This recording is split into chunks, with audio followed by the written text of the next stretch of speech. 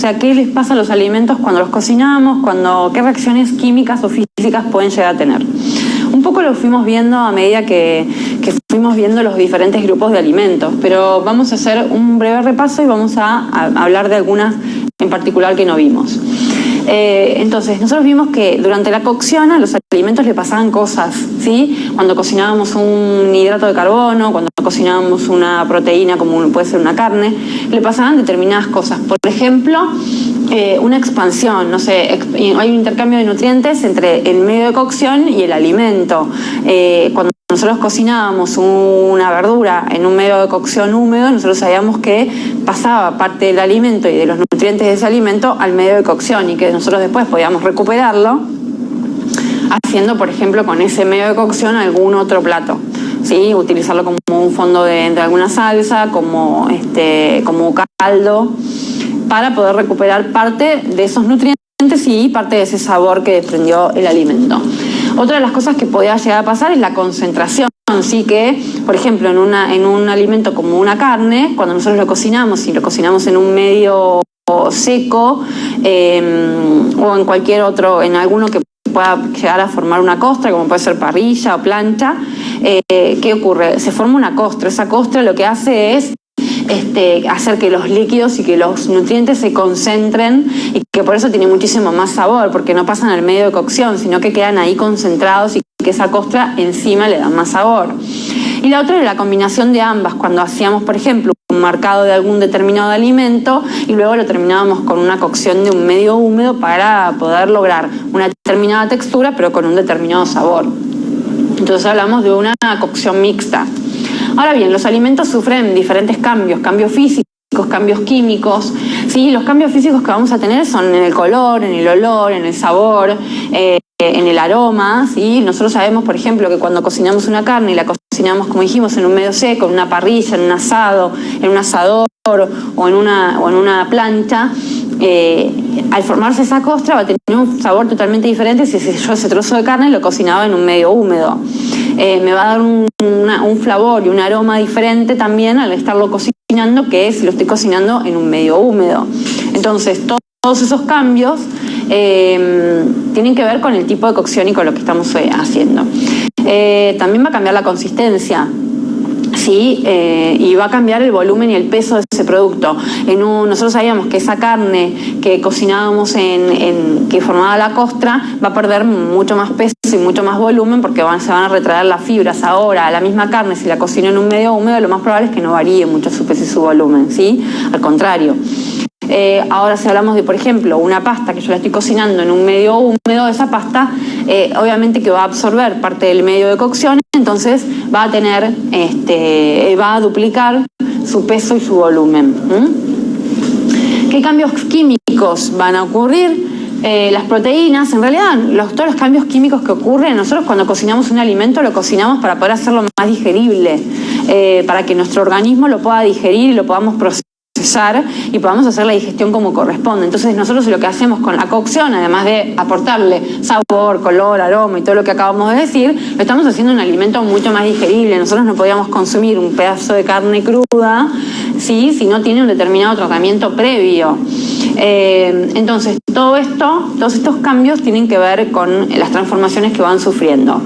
Entonces las transformaciones físicas y químicas lo que nos hacen en sí es cambiar la textura, mejorar la digestibilidad del alimento, ¿sí? Y las características sensoriales que pueda llegar a tener este alimento.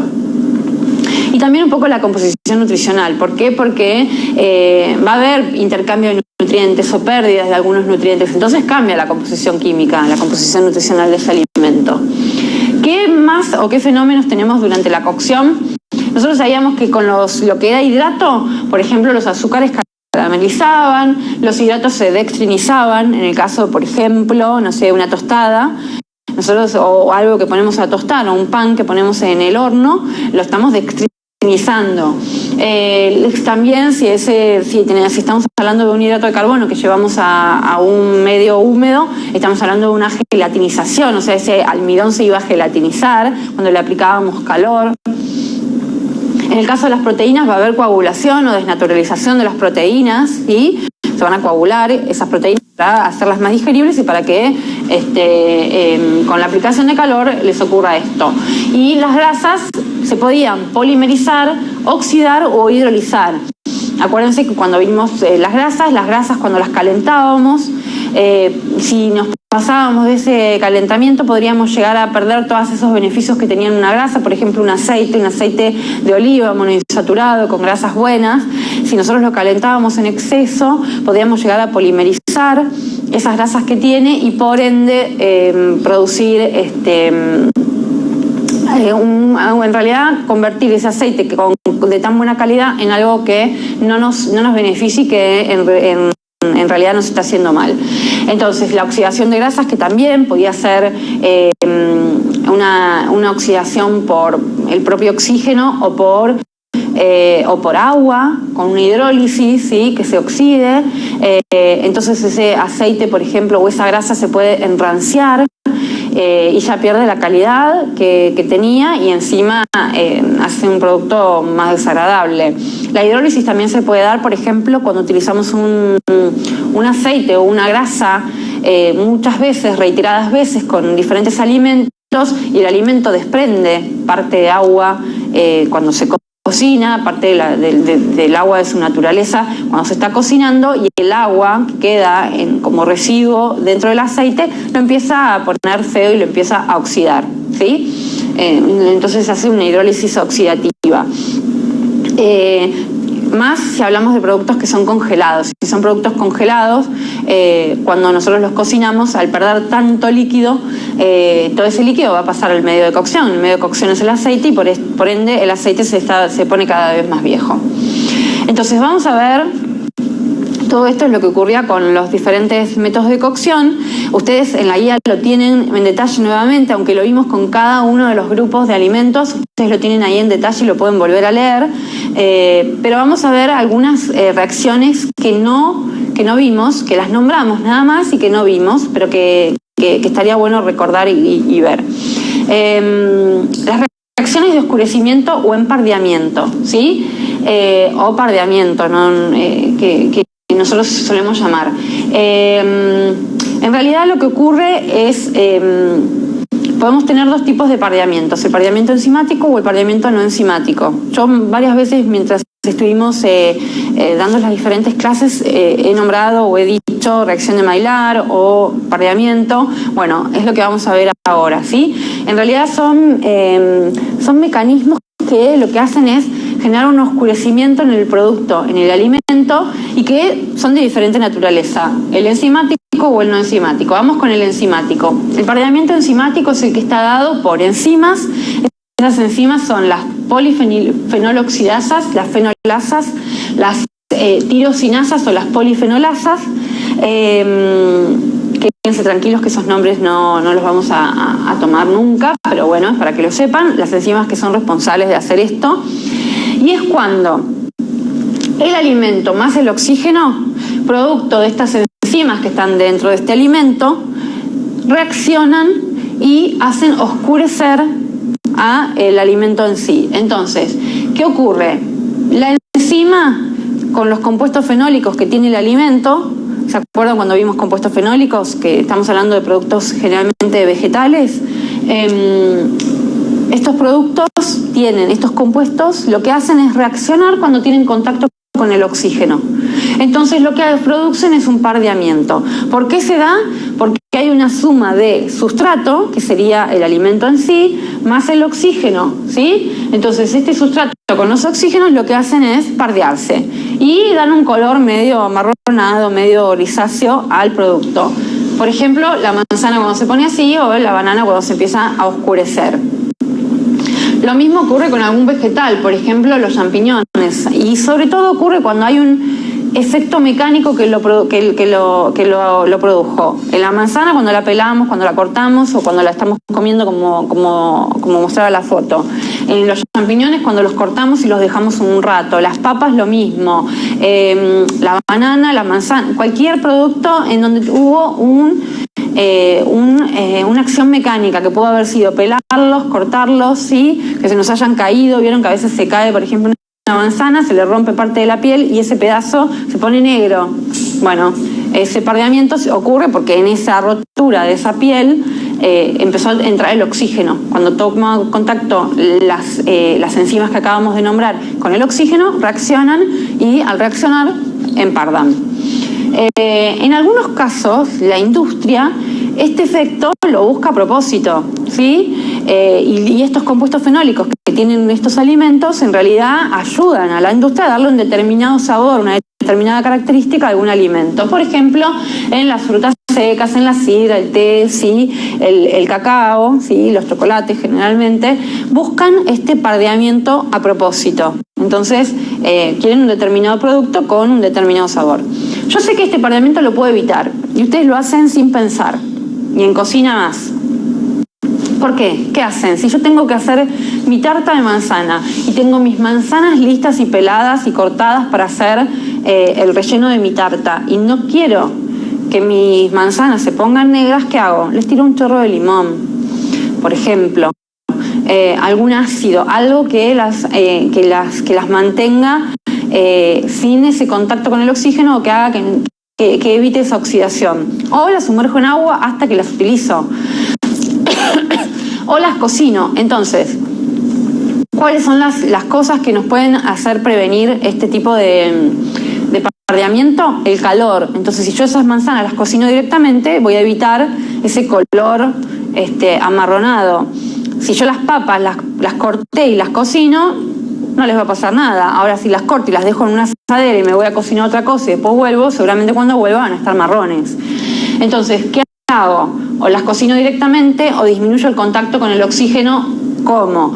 Sumergiéndolas en agua o envasando al vacío en el caso de ser un producto que lo pueda envasar, o agregándole algún ácido, que generalmente es algún limón o un vinagre, algo que le podamos agregar, o con alguna salmuera, que generalmente es agua con salmuera.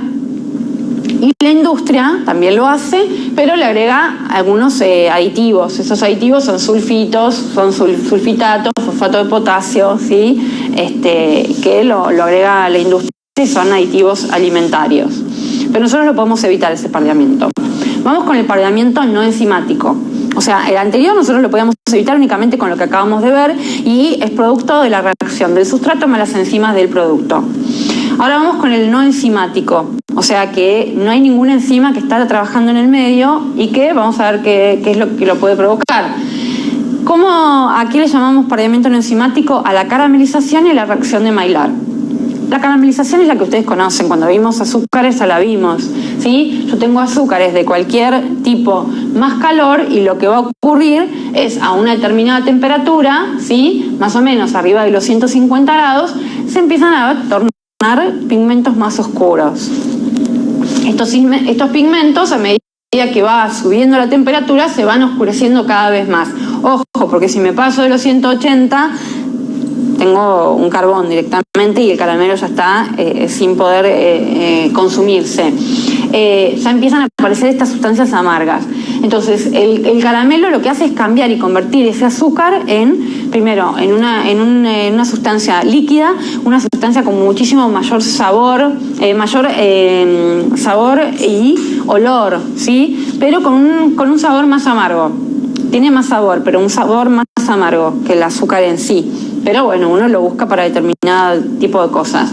Pero esto es lo que va a ocurrir, ¿sí? Un azúcar más calor carameliza. Eso es una reacción de pardeamiento no enzimática. O sea, no hubo ninguna enzima en el medio. Y la otra es la reacción de Maillard, que en realidad es lo mismo que la caramelización, con la única diferencia es que voy a decir que es una reacción de Maillard cuando además de un azúcar va a haber un grupo amino, que quiere decir algún grupo de proteínas.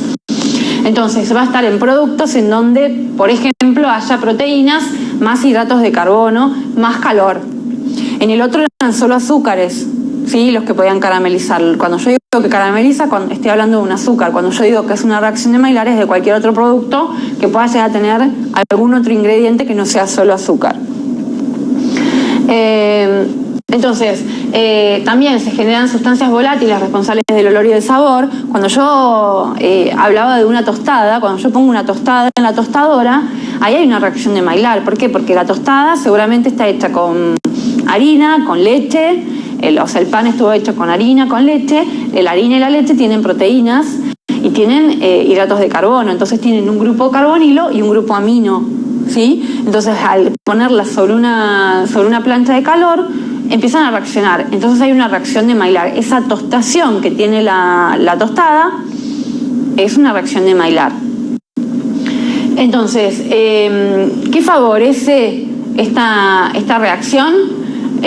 Bueno, como dijimos, las sustancias que puedan llegar a tener, el grupo amino y el grupo carbonilo, que el pH sea neutro o alcalino, y que el alimento tenga una humedad intermedia, o sea, una actividad de agua intermedia, ¿sí? Que no sea ni un alimento muy seco ni un alimento muy fresco. Todo eso va a hacer que la reacción de Maillard reaccione más. En algunos casos se busca una reacción de Maillard a propósito, ¿sí? Para determinado tipo de cosas. Por ejemplo, la corteza del pan, ¿sí? Nosotros buscamos una determinada textura, un determinado color con la corteza del pan, a veces en la industria de los caramelos también, con las golosinas, con los chocolates, el dulce de leche, ¿sí? El dulce de leche que también tiene una reacción de Maillard, los copos de cereal, ¿sí? La costra de la carne, a veces también puede ser una reacción de Maillard. Bueno, ¿y cómo voy a prevenir este pardeamiento enzimático? Que generalmente uno no lo quiere prevenir como en el caso del enzimático, porque uno busca este efecto, ¿sí? Busca esa tostación, busca esa parte doradita del producto. Entonces, generalmente no lo trata de evitar. Pero si lo quisiera evitar es controlando el tiempo y la humedad, ¿sí? Los productos cuanto más secos son, es más posible que haya pardeamiento no enzimático y reacción de Maillard, disminuyendo el pH y con la adición, en el caso de la industria, de algún aditivo alimentario como sulfitos o ácido sulfuroso. Muy bien, hasta acá lo que es de reacciones enzimáticas y de reacciones de los alimentos.